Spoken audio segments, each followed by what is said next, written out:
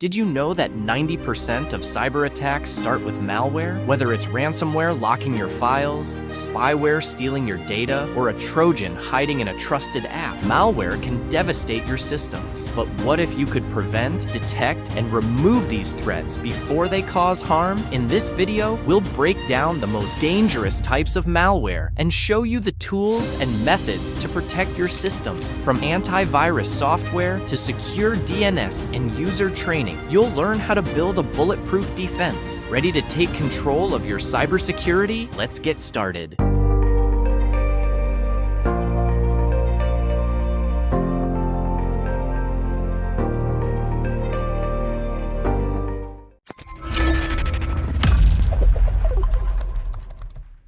In this course on malware, we will see in the first part the different malware that exists, and in the second part, the tools and methods to prevent and therefore protect themselves from the threats they represent, detect and identify if you are infected, and if so, with which malware, and finally remove malware and restore your machines to their previous state. Types of malware. We start with viruses, the type of malware that probably everyone knows, and that has the main characteristic of being able to reproduce itself by one or more methods. This is called an infection, as with viruses in the living world. They are most often composed of three parts: a means of transmission that allows the virus to replicate and contaminate more systems, a trigger that defines the conditions required for the virus to run, and a payload, which is the part that will actually attack a system, for example, by deleting files or transferring them to other systems. Spyware is malware that aims to collect information without the knowledge of its victims. Spyware can spy on a user's habits, but also their identification data or transmit camera images or microphone sounds from a portable device. Next, let's move on to ransomware, which is malicious programs with the ability to render machines unusable. To do this, ransomware encrypts part of the data contained on a system. The decryption of this data can only be carried out in exchange for a ransom, most often in the form of cryptocurrency. Generally, ransoms are used to finance criminal organizations, and that's why it is advisable to never pay a ransom. Trojan horse. In analogy to the Trojan horse of Greek mythology, the computer Trojan introduces a malicious application without the user's knowledge. To do this, the cybercriminal places a piece of malicious code in an application that the victim trusts. Running this program then installs the malware, and the system is infected without the user noticing. The payload, which is the malicious part of the Trojan, can be a virus, spyware, keylogger, etc. Worms are malicious software that has the ability to reproduce itself on networks by itself, without user intervention. They are different from viruses, which more often require human intervention to install, but there is often a fine line between these two types of malwares. Rootkits are among the most difficult computer threats to detect. They allow a cybercriminal to gain access to a system without the user's consent through the use of backdoors. Rootkits can reside in the boot sector of the disk, in DLLs, or in existing software. They are rarely detectable by antivirus and anti-malware. Botnet.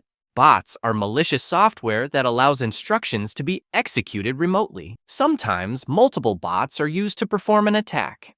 This group of bots is called a botnet, or a network of bots.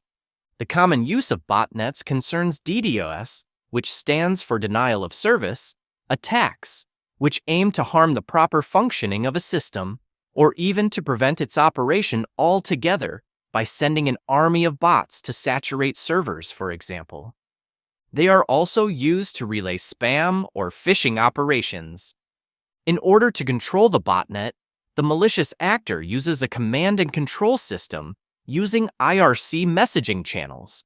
The botnet can also be controlled via decentralized channels, such as peer-to-peer, HTTP, or sometimes even social networks, such as Twitter, known as X now. And finally, the keylogger, which is an application that records the inputs of a system in order to retrieve personal information, identifiers, passwords.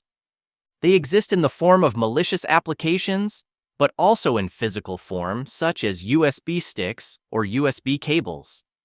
Although we call them keyloggers, many also have the ability to retrieve information about the position of the mouse cursor, clicks, or even take screenshots. Tools and methods for malware prevention, detection, and removal. The best way to avoid being infected by malware is to prevent it from penetrating one of our systems. Next, we'll look at different methods to prevent, detect, and remove malware. And we start with antivirus and anti-malware. Again, you need to have an antivirus. It should always be enabled and configured so that signatures are updated regularly and frequently. Until some time ago, antiviruses and anti-malware were different software, but it is not uncommon today to see antiviruses also dealing with malware. Antivirus and anti-malware constantly scan files that pass through computers in real time.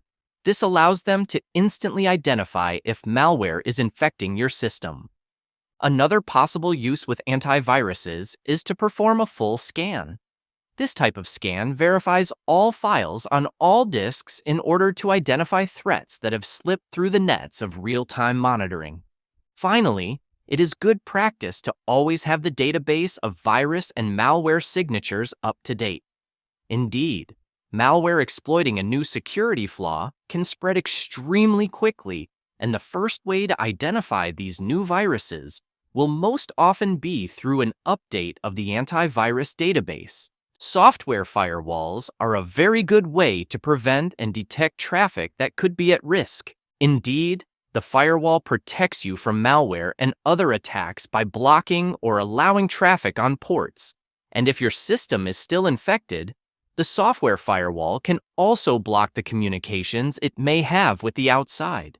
Yes, the malware installed on your machine may have a system designed to exfiltrate documents, retrieve password credentials, or even need to download other malware. The firewall therefore allows you to prevent the malware from communicating with systems outside the company. You're already familiar with Windows Defender, the software firewall installed by default on Windows. Secure DNS. The DNS, as you will recall, is a bit like the phone book of the internet, which allows you to type URLs like www.google.fr, which are much easier to remember than an IP address such as 216.58.213.131, for example. Well, a secure DNS is basically the same directory, except that it has a blacklist of sites that are identified as high-risk sites, such as sites containing viruses and malware, sites known for phishing practices, or sites that use typo squatting to impersonate a legitimate site. Typo squatting is when a URL address of a site is deliberately entered with a typo to look like a legitimate address.